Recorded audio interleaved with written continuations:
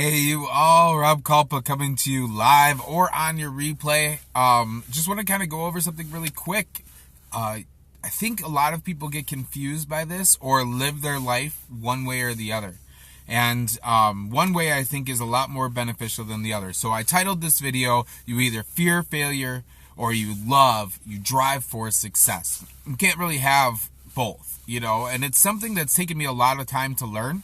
And I just heard it on a great video this morning, so I wanted to talk about it. I wanted to ask you, do you fear failure or do you drive for success? Do you seek success? Because if you're fearing failure, a lot of times that's the thing that holds you back. I mean, something like this. Everyone's always like, you're so brave. How do you go live all the time? You know what, you all? Being live is a little scary. It is. Every time I come on here, I get a little bit nervous. Tell me, do you guys like going live? Hey, Brittany, how's it going? Thanks for popping on.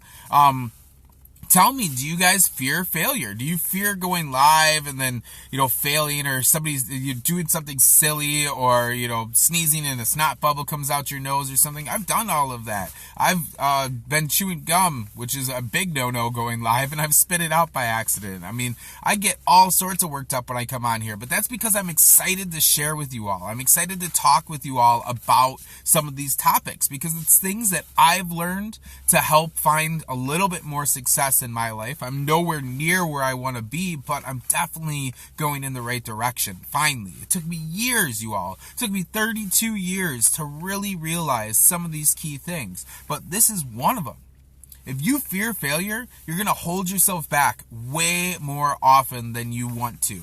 But if you love success, if you literally strive for success, failures are gonna happen, but you're not afraid of them to happen. And so it's a lot easier for you to learn from those failures and move forward.